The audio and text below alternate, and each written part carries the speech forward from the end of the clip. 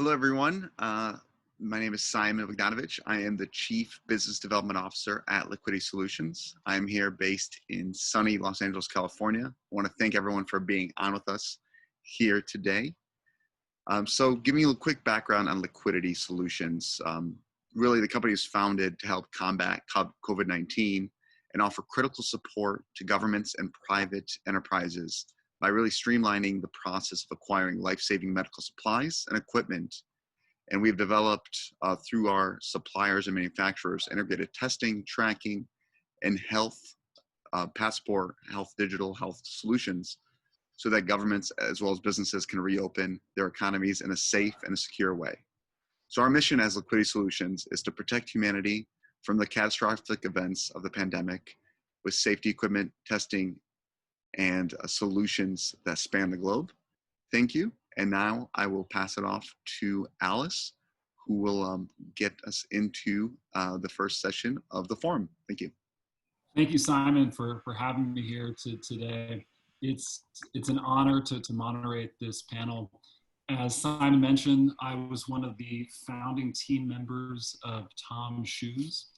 Tom's is a shoe company with a really simple mission, where for every pair of shoes that we sell, we give a pair to a child in need.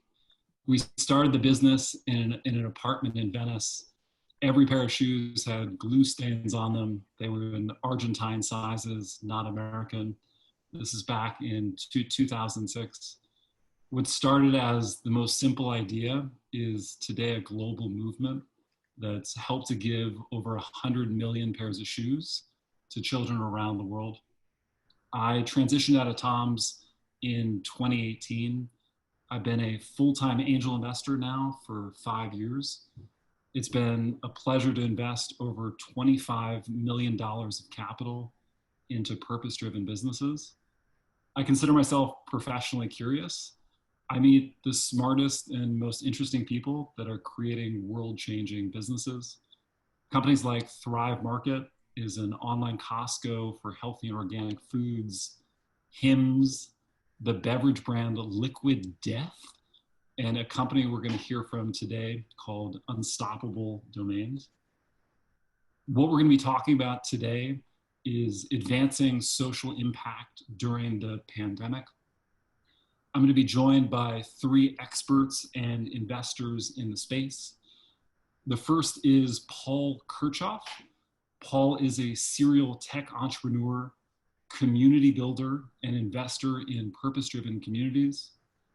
Since COVID started, Paul founded Operation Spirit Lift, a nonprofit providing hand sanitizer and COVID testing to communities in need. We'll then be joined by Susan Oh, coming to us from Thailand. Susan is a professional BS detector and the co-founder of Mucker AI, an artificial intelligence solution for identifying fake news on the internet. And our third panelist, is Brad Cam. Brad is the co-founder of Unstoppable Domains, a company onboarding the world to the decentralized web. Brad is a champion of free speech, human rights, and the power of blockchain to create a better world. Love it. There we go. Paul, how are you? Good to be here, man. Good. So I'd love to start out, starting with you, Paul. Give us 60 to 90 seconds. Tell us how you got here and what you're most excited about. Well, I mean, God, I'm excited about a ton of stuff. I probably have too many things because in addition to investing and being active, I've got a few different companies. One's a new business social network for a bunch of super achievers, people swimming oceans and discovering Columbus's ship and all sorts of cool stuff that is not what this is about. But, you know, I've been fortunate enough to start my next couple of companies that have impact dead center. There's a platform that I started called Domino One, which crowdsources problem solving. So it actually empowers people at the bottom of the pyramid to come solve anything, like how should we reopen our communities, or what is the best way to deliver testing? How do we solve, racial tension? But during the COVID, set of events, You're exactly right. The first idea I had was, what about all the people that don't have access to hand sanitizer? I grew up right by the Grand Canyon, the Navajo Nation, and some of them don't have running water. So I started a little crowdfunding platform, being a software and marketing guy, to help that out. But the real big move, which is pertinent to this group because it's an open invitation, is that another entrepreneur and I started talking about maybe 4 months ago about what's going to restart the economy. And we knew it was a collection of technologies. It was a collection of capabilities. And eventually, you know, everybody had to have confidence when they came back to a theater or a restaurant, or even sitting next to your parents or family. So we pulled together what is the start of a industry coalition of medical testing companies in America. And we've got about 24 of these folks. Anybody on here who is doing anything positive to help with the testing community of the United States, but we can carry this forward, is welcome to join. And I'm proud to say that after you bring together an entire industry, which is already a super ambitious project, you have the ability and the capacity greater than any single company. So, you know, right now we have the ability to go body slam Austin, Texas, where I live, and keep it body slammed, right? But all the stuff that the guys were talking about in the previous discussion is totally pertinent, and it just extends the power. And I think when we have a crisis like this, it requires everybody with their oar in the water going in the same direction. And that's the start of this coalition, because I don't think we're going to get out of it without everybody pulling together on behalf of the species, Amazing. let alone America. Yeah. Save your good stuff. We got more questions to come. Okay, Yeah. cool. Going to you, Susan. Tell us, what is a professional BS detector? How does one become that? Hi. Oh, you're frozen. Am I frozen? Okay. How does one become a professional BS detector? In my previous career as a journalist, as a mainstream media journalist, I must have interviewed thousands of people. And they were outliers in the way that if you were being interviewed, say, by Newsweek or CNBC or the Economist Intelligence Unit, it meant that you were extraordinarily good at something or extraordinarily bad, but nothing in between. And along the way, you build kind of a baseline knowledge of the patterns of ambiguity, where you should start investigating a little bit more. You look for the patterns, the anti-patterns, incongruities, and dig deeper there.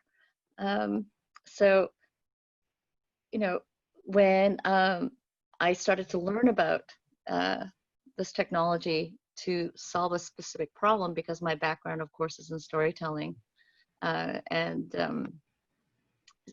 storytelling and facts, facts being validated by 2 independent sources. That was the litmus test in traditional journalism. I went through a lot of myths of what worked and what actually did not work in terms of machine learning, in terms of blockchains and different systems.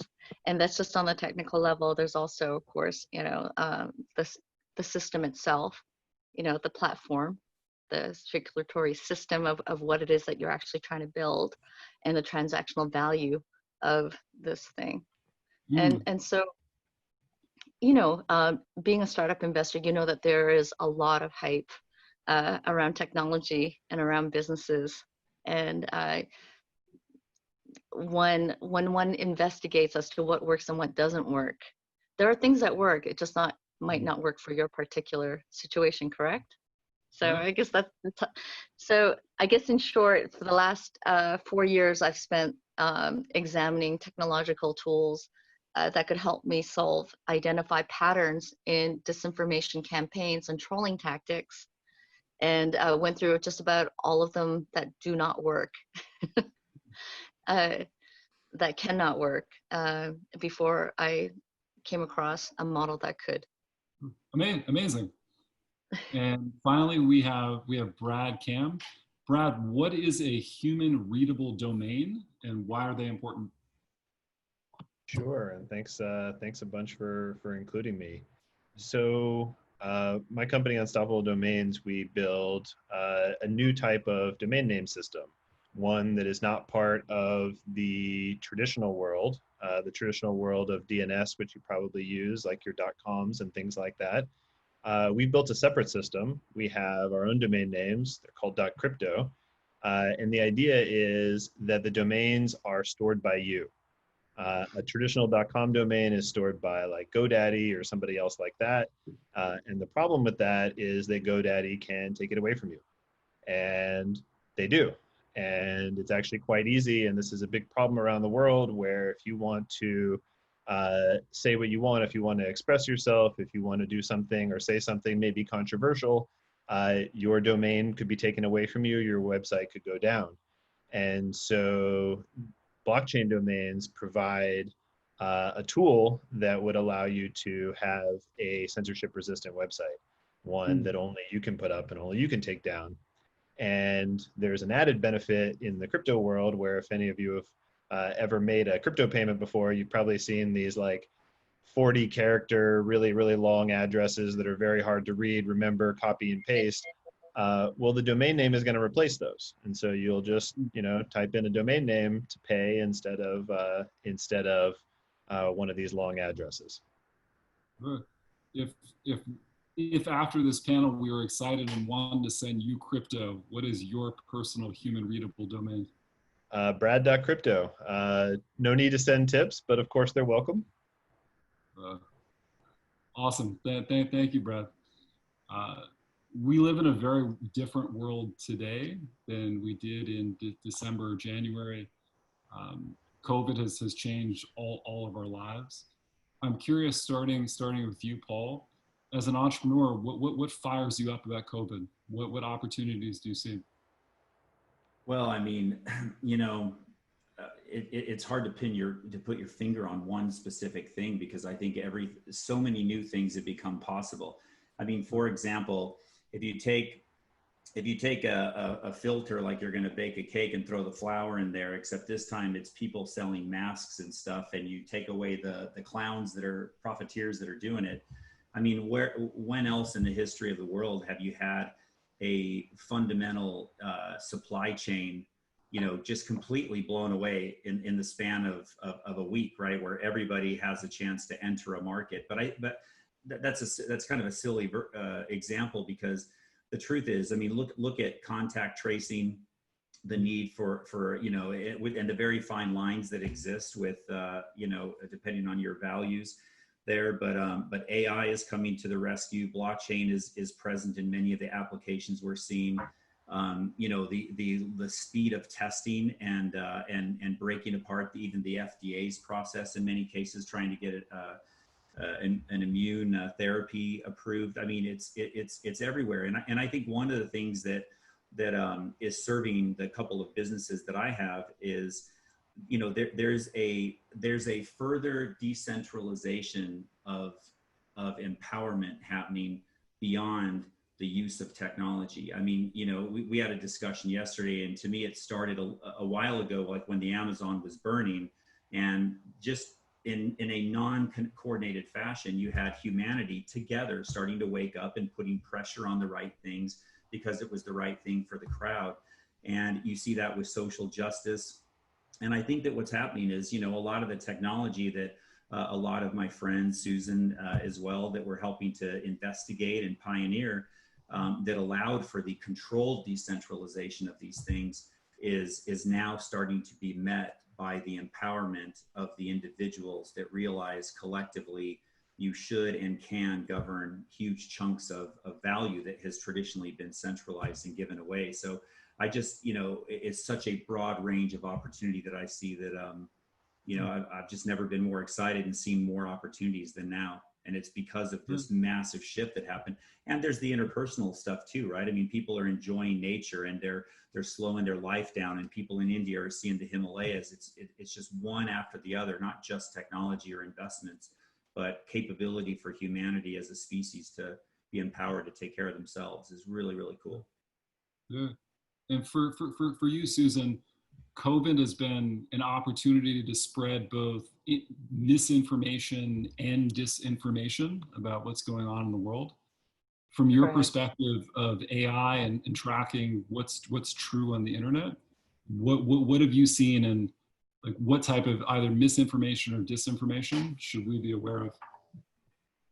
Well, this is the thing is like, you know, when you say like tracking truth, I don't touch truth because truth is based on interpretation, which is infinitely variable and almost impossible to model mathematically.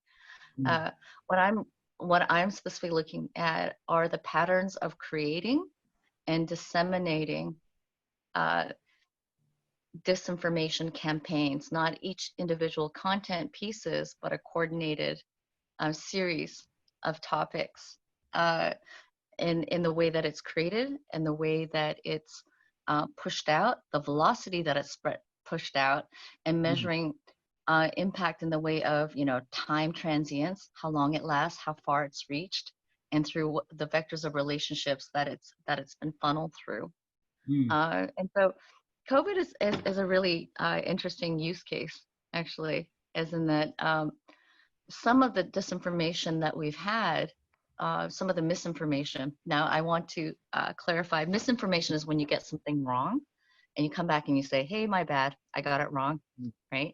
Disinformation is when it's designed specifically to leave ambiguous critical parts of the information, Mm. or it's meant to specifically target, stigmatize, divide, or inflame, or bring about negative sentiment to either, you know, adverse reaction or to non-action, Mm. right?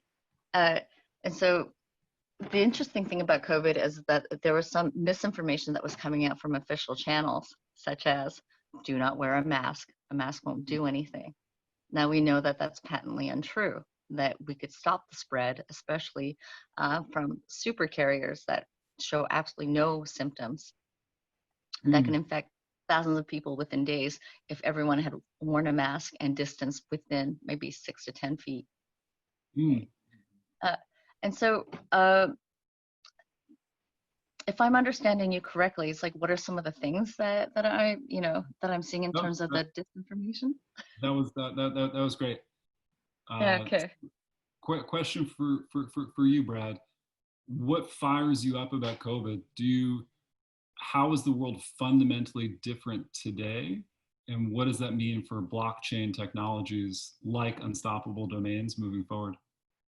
Sure. I think there's been a lot of focus and everybody's thinking about, wow, like, all these digital video companies, all these things like Zoom, or, like this is a fast transition. Basically, we just onboarded entire generations to, video chat over the course of a few weeks. And I think that's true and that's amazing. One thing that I think is not being talked about so much is that the same thing is happening with assets, with digital assets. Blockchains are about digital assets. The physical world and the assets that exist in the physical world are not being used at the same rate. Oil consumption is down. It's difficult to go and acquire more real estate, or even if you had more real estate, could you even use it because you can't travel?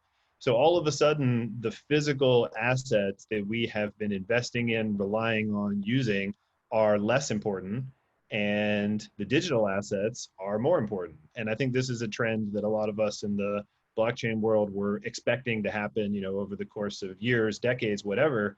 But this is, sort of a supercharging event where now everyone's at home. You can't use physical assets, and people are now looking more towards digital assets. And domain names in particular are, essentially digital real estate. And so there's a lot of stuff that you can do with digital real estate. And now's the time to do it. It's kind of it's a bizarre trigger. And I don't even know that when this was happening that we really, realized what it was going to look like. I think in early March we were unclear what, COVID was actually going to do or how it was going to impact it. And now, 3 months in, I think we can say, like, digital assets just got a massive boost. And I think this is a world that I've been excited about for a long time, and we just got there probably way faster than we otherwise would have. Yeah. I'm curious, taking a step back, going to you, Paul, and Brad is really articulating the why of what he does, of why he's so passionate about blockchain. From your perspective, Paul, what does it mean to be a purpose-driven entrepreneur? Like, when you wake up in the morning, what's the fire that gets you excited to work on the technology projects that you do? Yeah, well, I mean, for me, it's a very personal thing, because I had the blessing to grow up with parents that were poor. I was very middle class. I've worked, my ass off to be a little more comfortable than my parents, but I'm also half Mexican and half Anglo, even though I got the German genes from my dad. And I grew up next to the Grand Canyon with Native Americans. So I am a piece of everybody. And I think that when you're like that, and you see your community hurting or the world hurting in some cases, you're born with empathy for pretty much everybody, because you are a piece of everybody. And I think secondly, you look at the gifts that you've been given by whatever the magic algorithm is in the universe that made you who you are and me who I am. And, I feel responsibility. And so I look at the assets that I have, whether it be relationship capital, the ability to get a blank sheet of paper and create something the world's never seen in technology. But at the end of the day, it has become more important for me to, of course, have a profitable business, but not in the sense of making money. It's in the sense of perpetuating that positive impact in the world. And that's what all of my ventures are doing. And if I ever invest in something, that's what I want to find. It's not. I long ago lost the penchant and the undiscipline of seeing a shiny new object called blockchain 5.7, and really started to ask myself, how will this make a profit so that people are happy and can live their life and I can grow? But at the same time, how will this impact the greatest number of people? Because what the hell else are we here on the planet for? That, to me, money has been replaced by impact in terms of your value in driving change in the world in a positive way. And that's why I only got a little bit of time here to breathe, and I might as well make it count. Yeah. And for you, Susan, like what's the driving force that gets you out of bed in the morning? What does it mean to be a purpose-driven entrepreneur for you? I see so clearly the world that I want to see, and because it makes so much more sense, that it's almost like this cognitive dissonance that you kind of go through, because what do artists, scientists, and entrepreneurs, what do we all have in common? We go by our gut, and we see so clearly what is, but also at the same time overlaid with what could be. And it just makes so much more sense as to what could be. And we have to get so detailed with it and flesh it out in so much detail, step by step, do the high dive to see, like, that's the goal, but like step by step, reverse engineer, step by step, this is how we get there, so that we can get other people who are way smarter and way more skilled to come on board and help us with it. And then it just becomes really fun, because because when you're principally aligned and that, like, yeah, this totally doesn't make sense, this is the way it should be, this is how we help people, I look forward to, they're not meetings, they're just like, it's calling up a friend saying, how do we solve this problem? I was like, last night I was like brushing my teeth and I was thinking this. It's like, yeah, I was thinking that too. And you just kind of get into it, and pretty soon you're in a 2-hour phone call, and you're like both like scribbling away. That's what I live for. I live for the daily bridging of what is, but what could be, and what makes the most sense. Amazing. Yeah.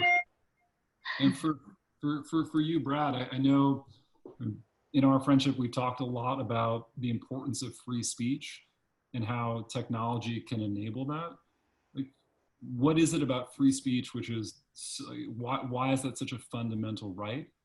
And how can technology be used to enable that for people around the world? Yeah, I mean, I think that, free speech is the thing that guarantees that the minority idea, the unpopular idea, the idea that maybe is morally right but not politically popular, is able to get into the world and able to proliferate. And one example I think about is Martin Luther King. And today, everyone loves Martin Luther King. Today, everyone sings his praises and talks about how wonderful he was. In the 60s, he was broadly unpopular. And even at the time that he died, he was broadly unpopular in the United States. And that tells you how important it is to have even these unpopular ideas able to get into the world and proliferate. And I think kind of going back to the COVID piece, it's a lot more critical now even than it was 3 months ago, because so much more of our lives have all of a sudden become digital. And as our lives become more and more digital, if we are not protected, if our information is not private and secure, it means that, 100 years ago, your government was not able to listen to every conversation that was occurring in their country. Now it's easy. Every word can be heard. And that completely changes, the way that we relate to our governments. It changes our rights, and the whole world just got this supercharge where now, the vast majority of conversations are digital, whereas maybe the vast majority of the conversations weren't digital even a few months ago. So now the stakes are so much higher. And I think that, the internet is this, powerful, wonderful tool for communication around the world, but it didn't have privacy and rights to the individual baked into it.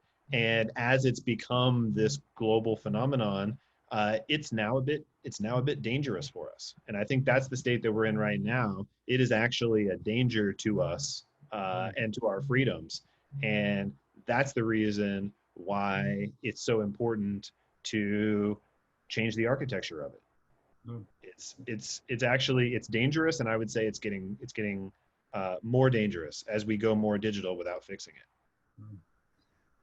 So I just got the hook saying we have just a few more minutes. So I'd love to, starting with you, Paul, and then we'll go around the group. There's an amazing audience of aspiring entrepreneurs that are watching the video today. If you could leave them with one piece of advice of building and creating during COVID, what would it be? Well, I mean, God, I had so many scars from the number of successes and challenges I've had along the way. But I think one thing is that if you focus on helping others, whatever you're doing, if it improves somebody else's life in an impact way, then truly anything that is in your head can get reduced to a piece of paper that can become a movement or a piece of technology. And the second thing I would say is a lot of us entrepreneurs have this failure to launch. You'll sit on it forever, hoping and waiting for it to be perfect to launch. And the truth is there's no time like the present to make somebody else's life great. Thank you, Paul. Susan, give us a closing word, a piece of advice to inspire future entrepreneurs. Be present, be aware, and solve a problem that's right in front of you. Because if you see it and if you have that problem, there's other people who have that problem. And then figure out a system that you can have a scalable solution for it and continuously solve problems for others. It will come back many timefold. So just saying that, this COVID thing, amazing. It's showing all the rot in the world and that is broken and that can be disintermediated and decentralized, by technology, but it still takes people to be able to buy in and participate fully. So be aware and solve problems for each other. What's right in front of you. Thank you, Susan. And Brad, leave us close us out here. As someone that's created an incredible business, which has grown like gangbusters over the past 2 years, for someone starting from scratch, what should they know and what should they be focusing on? I think great things are built from great insights. And when you have that great insight, other people won't have that insight and they won't see it I really love the way that Susan said it earlier with this, vision of the future and in all of these, all of this great detail. That's your job. Most of the world will not see it. You're going to need to force it into existence, and then they'll see it. But you won't convince them. You'll need to create it. In fact, everyone will tell you it's a bad idea.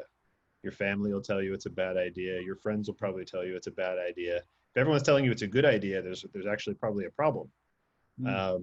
So focus on the insight, go with the insight, and go make it happen. And the reality is what's going to convince people, not your words. Awesome. Thank you, Paul. Thank you, Susan. Thank you, Brad. Simon, how do we do on time?